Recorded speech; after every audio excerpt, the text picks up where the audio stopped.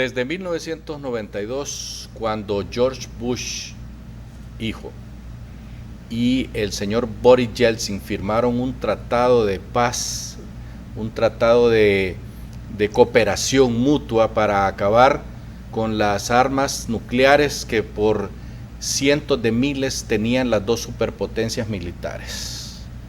Desde ese entonces, en que las relaciones entre Rusia y entre la Unión Soviética, que luego pasó a ser Rusia en esos días precisamente, se fueron deteriorando poco a poco con la llegada al poder del señor Putin.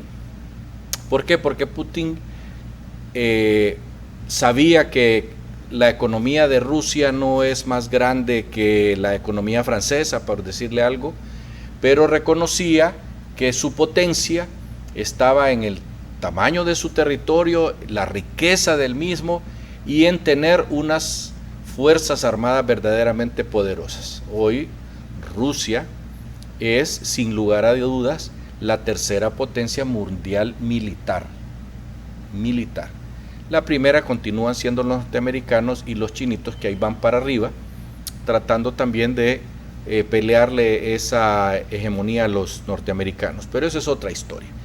Resulta que en este momento, después de todas las cosas que Donald Trump hizo en Europa, que provocó un distanciamiento entre los aliados naturales de Estados Unidos, que son los europeos, un distanciamiento producto de que Donald Trump les exigía que pusieran más dinero para la defensa de Europa y además otros asuntos que tenían que ver con los gases que les vende Rusia y otros tantos asuntos estratégicos que los norteamericanos querían impedir de Rusia, porque claro, al tener Rusia ese poder de cortar o dar gas natural a Europa, estamos hablando de inviernos verdaderamente crudos, ¿verdad? Con la llegada de Joe Biden en esta cumbre del G7 que se realizó en Inglaterra, se limaron asperezas con los señores de la Europa. Salieron abrazándose, dándose besos y puestos de acuerdo que había que quitarle el castigo que tenía una fábrica que hace aviones allá en Europa, porque había sido Europa la estaba pues patrocinando, dándole dinerito para que pudiera competir con Boeing de los Estados Unidos. Eso parece que ya se pusieron de acuerdo y van a ver cómo resuelven ese asunto en los próximos 6 meses. Lo demás tiene que ver precisamente con lo mismo que Donald Trump les exigía, que pagaran un poco más por la defensa de Europa, y Joe Biden insistió en ello, pero no con la altanería y la grosería con que lo hizo el señor Donald Trump.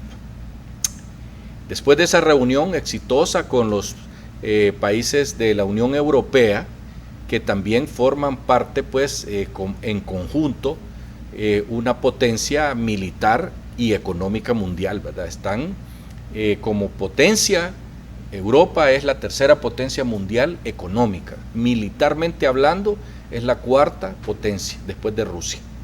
Por eso necesitan el apoyo de la potencia número 1, que en este momento son los Estados Unidos de Norteamérica.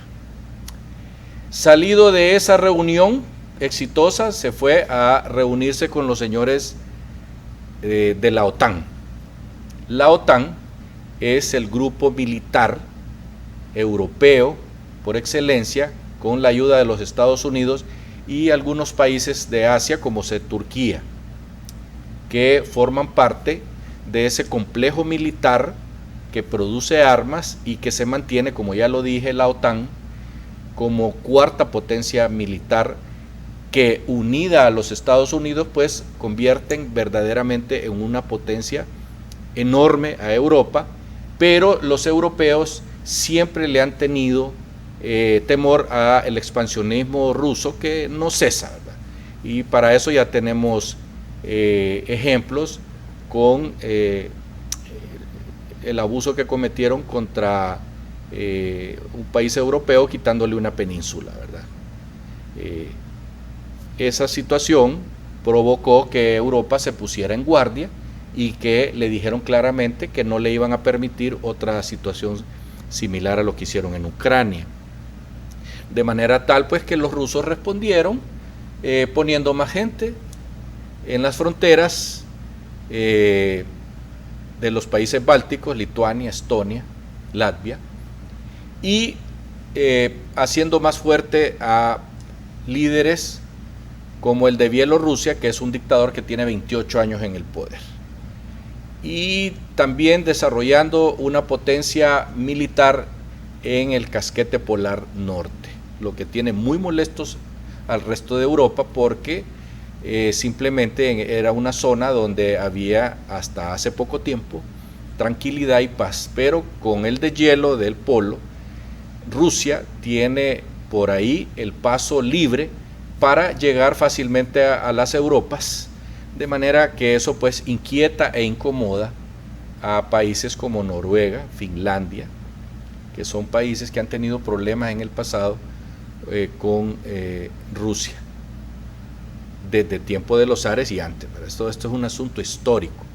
Pues bien, la reunión entre Biden y Putin, que se decía que de ahí lo que iban a salir eran chispas, truenos y centellas, resultó ser una conversación donde se hablaron las cosas que tenían que decirse a calzón quitado, y resulta que han acordado volver a tener embajadores, que ya se habían retirado los embajadores en cada país,